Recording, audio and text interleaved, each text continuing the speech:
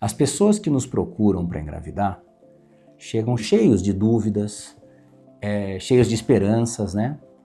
E depois que eles contam o seu histórico, em que a gente vai entender o histórico familiar, pessoal, ginecológico, urológico, eu sempre faço uma pausa e falo para eles o seguinte: a partir de agora eu quero conversar com vocês sobre 3 assuntos.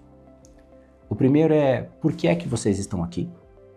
E nesse momento eu vou abordar os possíveis motivos da infertilidade, o que eles trazem no seu histórico que justifica eles estarem com a gente nesse momento, o que trazem nos seus históricos, nos seus tratamentos eventuais que já realizaram, o que justifica os insucessos, porque com esse porquê eu vou raciocinar e vou estabelecer uma estratégia da segunda parte da nossa conversa, que eu chamo de o como nós vamos fazer.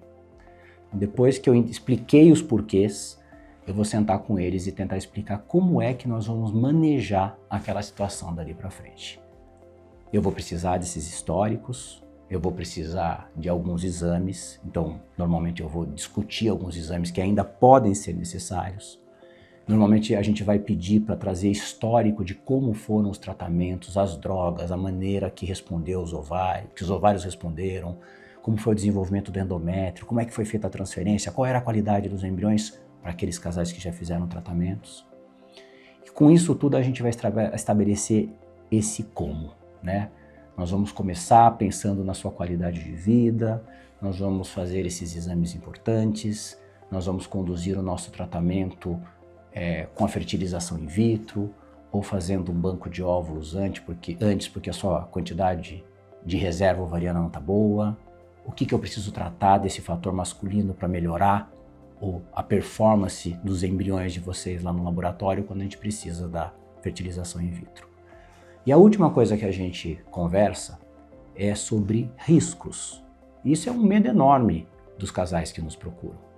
Eu digo sempre que o meu propósito aqui é de oferecer a maior possibilidade de gravidez junto com o menor risco possível. E eu gosto de me apresentar como um profissional que vai lidar dessa maneira.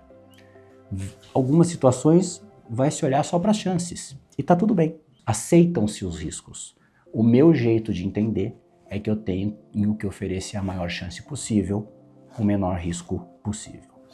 Nesse sentido, eu vou sempre discutir que o ideal, quando a gente vai fazer uma fertilização in vitro, é que só se transfira um embrião, para que não tenha riscos de uma gestação gemelar acabar com um trabalho de parto prematuro, que pode causar consequências para a vida toda daquela criança. Eu avalio o risco daquela mulher, né? Ela é hipertensa, ela está com os níveis pressóricos adequados, como é que está o peso, então como que isso vai impactar a qualidade da gravidez daquela paciente? Como eu vou fazer a melhor estratégia para que a transferência traga o menor risco possível para a gravidez? E a história de conversa de risco também sempre acaba nos medos que todo mundo tem quanto à saúde dos seus filhos. E para isso algumas estratégias existem, né? Uma alimentação adequada, uma gravidez bem cuidada, tudo isso é extremamente importante. Mas existem também os riscos cromossômicos ou genéticos que a gente tem que conversar. O paciente precisa saber que se a mulher tem 35 anos e vai tentar engravidar, ela tem chance, por exemplo, de ter um filho com síndrome de Down de 1 para cada 350 gestações. E se for engravidar com 40, vai ser de 1 para 100. Ela precisa saber disso para tomar suas decisões. Eu explico nesse momento também sobre riscos de doenças genéticas que poderiam ser evitadas se a gente fizesse uma avaliação da parte genética daquele casal através de um exame chamado painel genético de portadores. Todos nós temos milhares de genes e a gente conhece pelo menos uns 2.000, 2.200 doenças genéticas raras que acontecem em menos do que 0,5% da população geral. De onde vêm essas doenças genéticas raras? Os pais dessas crianças podem já ter algum gene que eu vou chamar de dominante, e esse gene dominante já causa uma doença no pai ou na mãe, porque como ele é dominante, ele expressa a doença. E aí ele já vem para mim com uma história, olha, eu conheço ter essa doença genética autossômica dominante. Tem um exemplo clássico, chama-se doença renal policística, é um jeito dominante de ser transmitido. E esse casal já chega para mim e falou assim, eu tenho essa doença e eu queria diminuir a chance disso acontecer nos meus filhos através da fertilização com a seleção embrionária. Só que muitas vezes esse histórico não existe, né? Os genes, os genes recessivos, só vão causar doença se dois alelos, dois azinhos existirem em comum.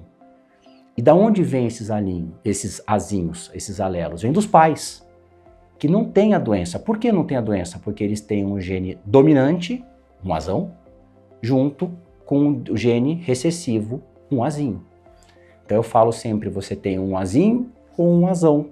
Se seu marido tiver o mesmo azão, o mesmo azinho, para a mesma doença, vocês vão ter a chance de oferecer esses genes recessivos para os seus filhos. Algumas populações têm um risco maior de ter esses genes em comum, e outras esse risco é bem pequenininho. E na população geral, meio a 3% vão ter, o casal vai ter o gene em comum. E se tiver, eles passam a ter 25% de chance de ter alguma doença. Então esse painel, eu discuto isso com os pacientes, muitos deles vão falar para mim, João, muito obrigado pela informação, mas não me interessa olhar para isso, e outros vão falar, poxa João, muito obrigado por ter falado de por que eu estou aqui, de como nós vamos conduzir e dessa avaliação de riscos, porque nessa história de avaliação de riscos eu quero conduzir meu tratamento de determinada maneira. E assim a gente faz com que o caminho, com que a jornada da paciente seja o mais tranquila e segura possível, com o objetivo final, como eu disse para vocês, de ter sucesso na gravidez com uma gestação saudável para a mãe e para o filho. Bom, obrigado pela atenção de vocês. Se você tem alguma dúvida a mais sobre esse assunto, não deixa de deixar alguma pergunta aqui para a gente responder para vocês. Isso vai ser bom para você, vai ser bom para a gente esclarecer melhor e pode ajudar mais gente ainda. Se esse vídeo é útil de alguma maneira para você ou para alguém que você conhece, tenta encaminhá-lo e muito obrigado.